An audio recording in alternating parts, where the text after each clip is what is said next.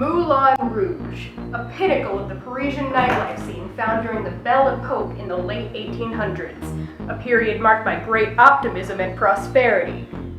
This advertisement for the Moulin Rouge Cabaret shows a crowd looking on as a woman dances a scandalous new dance known as the can-can. Everyone's joyful, having fun, having a real party.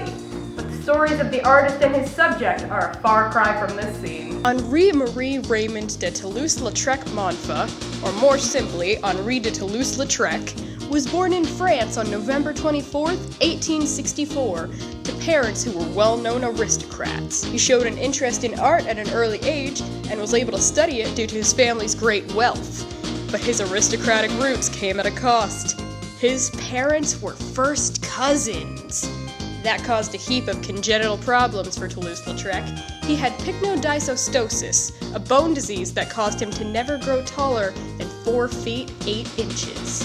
He was tortured by his disabilities throughout his life, suffering terrible mockery and ostracism. This led him to turn to alcohol, including absinthe, Van Gogh's drink of choice, to drown his sorrows. Toulouse-Lautrec was attracted to the bohemian nightlife of Paris.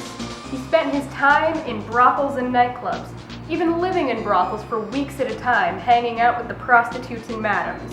As a social outcast, he felt at home with them. It was in these nightclubs and brothels that he met many of his artistic subjects.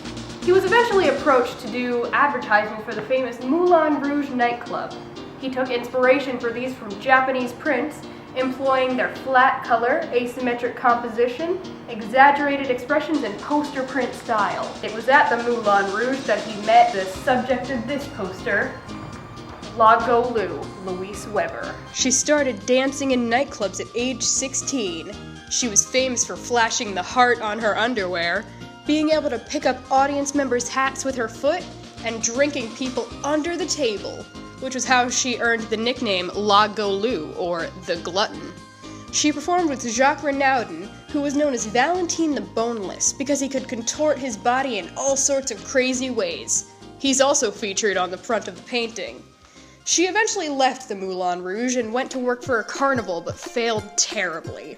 She came back to Paris, but had aged and gained so much weight that she was unrecognizable. She lived the rest of her life selling peanuts, cigarettes, and matches on the streets of Paris. Unfortunately, Toulouse-Lautrec's end, like La Goulou's, was tragic. Despite being committed to a sanatorium shortly beforehand by his family, he died at age 36 from complications due to alcoholism and syphilis.